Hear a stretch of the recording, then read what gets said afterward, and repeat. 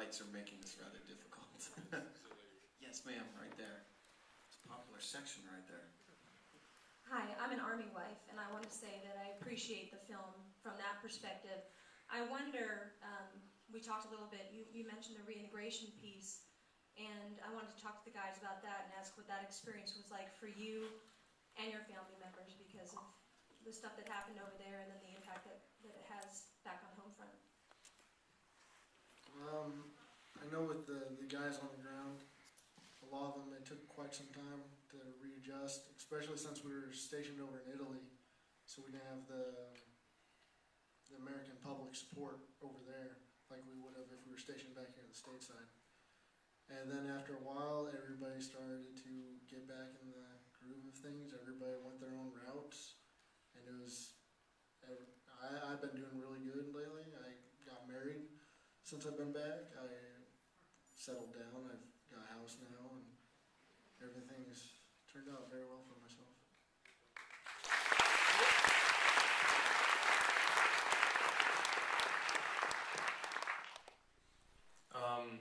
As far as reintegration, I'm just going to take my entire career and all the deployments. I mean, I came back from my first deployment to my cousin being killed in Afghanistan the first day I came back. A month later, my wife told me that she didn't love me anymore, and then going into a move. It can be very hard. I know firsthand. But what I can't say is that I learned my lesson. I called my wife more than I did the first time I deployed. Number one. Number two, I think people have that honeymoon that first 90 days that they come home that you're probably very familiar with. You've got a lot more money then. You're going on leave. Everybody in that unit's still together so they can lean on them. And then after 90 days, that's when the honeymoon ends and the marriage begins again. So I know that that's the hard part, and I know that from everywhere I've been that the Army's trying to address that, and they're working through those things. I can only say that I tell my soldiers to go to Army Family One Source, and it seemed to help out a lot of the soldiers that went there, and they got help. Sebastian can tell you more about a few other guys, but I think for the most part,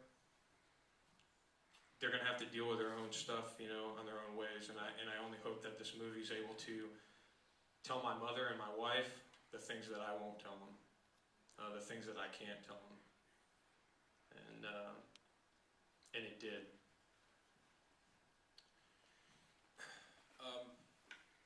One guy from the platoon chose to get out of the Army after the deployment. His name was Brendan O'Byrne. A really good friend of mine now. I mean, he was out there too, but because he got out, he lived near New York. We saw each other quite a lot, and he went through hell.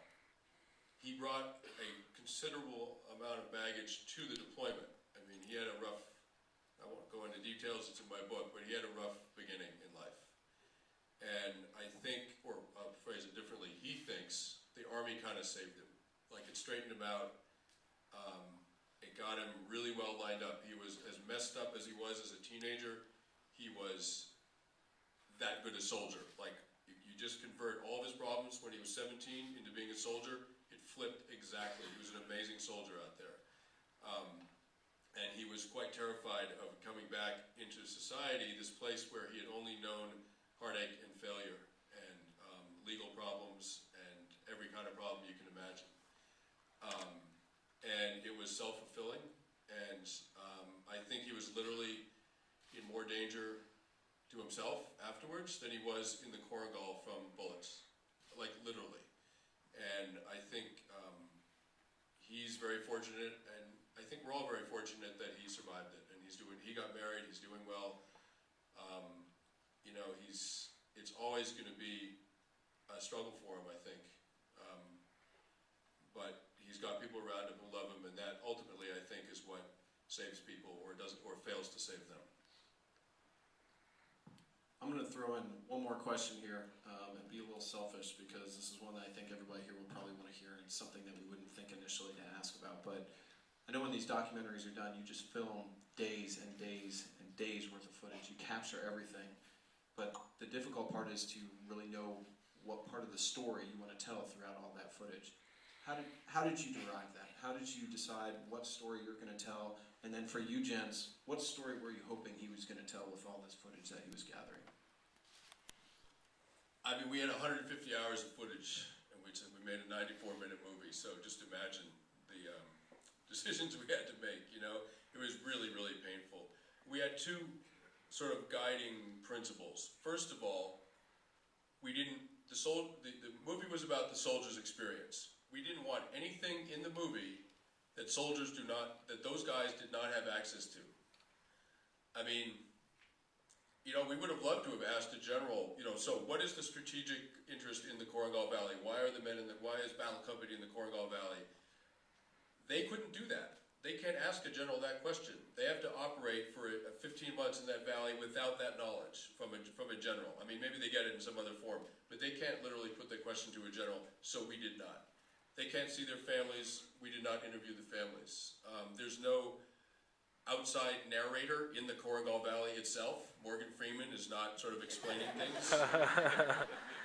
So we could not do that in the movie. As soon as you break away to an interview with a diplomat in Kabul, you break the illusion that you're there. I mean, as movie viewers, all of a sudden you're like, oh my God, we're not in the Korengal. Like it breaks the dream, right? We wanted that dream, a 90-minute dream of being on that hilltop with those guys. The other sort of guiding principle was, I mean, there were wonderful scenes. There was incredible material. Like there was so much rich stuff from our trips. But the narrative had to just rock along. Like we needed a movie that people could not get out of their seats for. Like it needed to really move. And there were great scenes that just created some weird eddy in the narrative. It just sort of swirled around itself and didn't go forward. And we couldn't afford that. We really wanted this to be a movie that people could not walk out of because we really felt people needed to see this movie. And we needed the ultimate test for us was, for Tim and myself, are we